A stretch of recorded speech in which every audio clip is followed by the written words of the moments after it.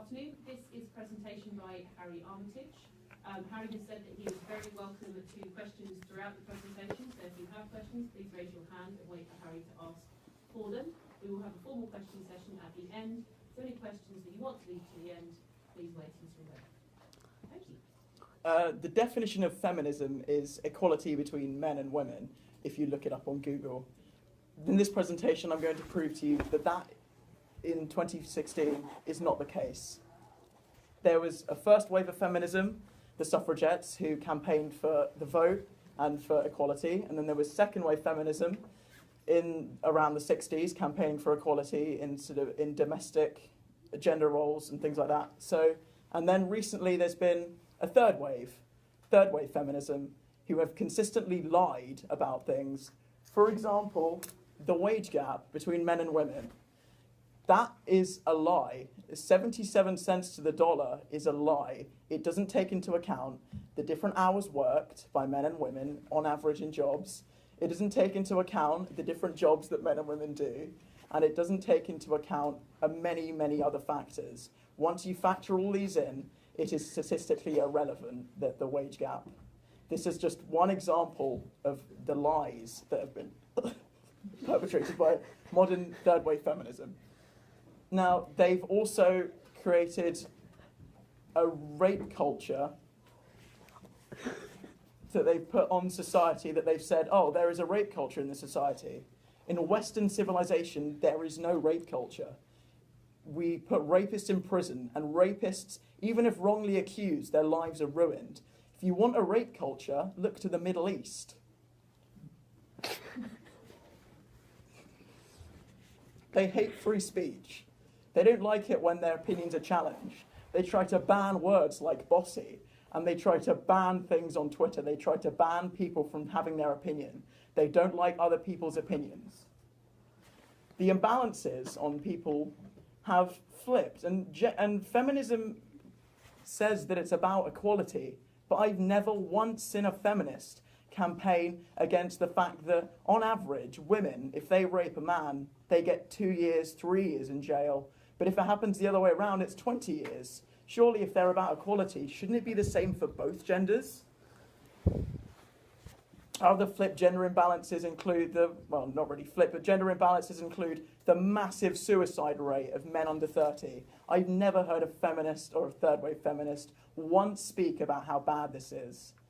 It's not about equality. It's not. It's about lying. Thank you very much. Any questions? Would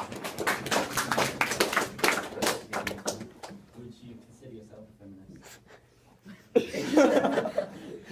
No, Harry, I would not, because I don't believe... Well, I believe in equality, but I don't believe in feminism, because I believe that that's not about equality.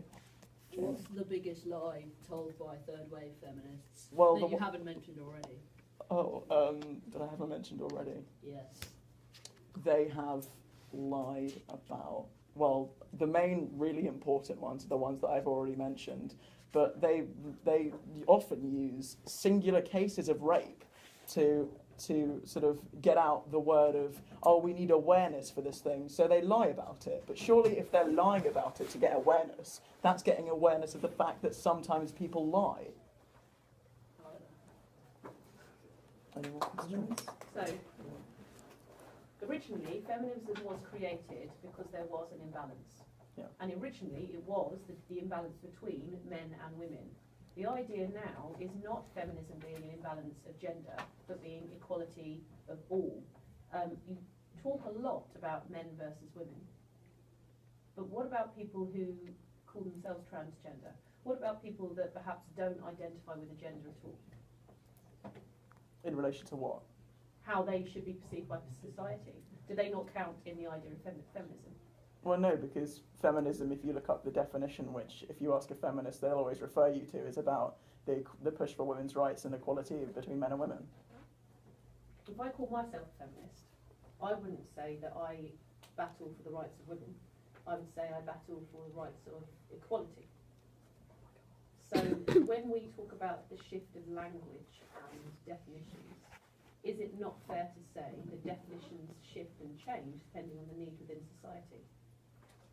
Well, just because you say you are something doesn't mean that that's what the movement is about. So I could say that I'm a radical jihadist, doesn't mean that I'm a radical jihadist.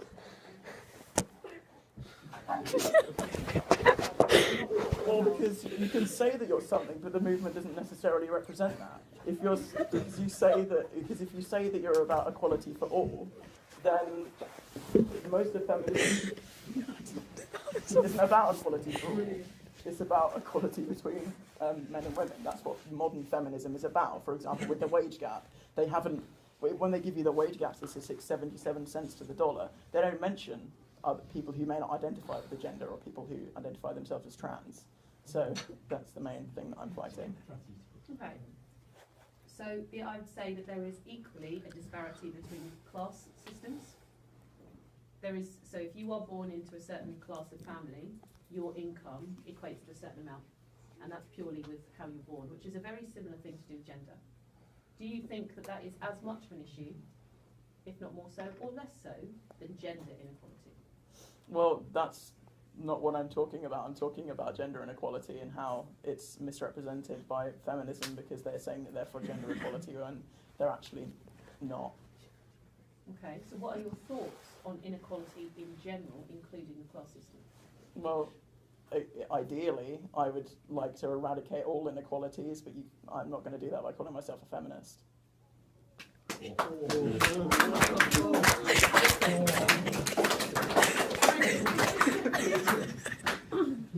of the points you made was that there is a rape culture in other parts of the world.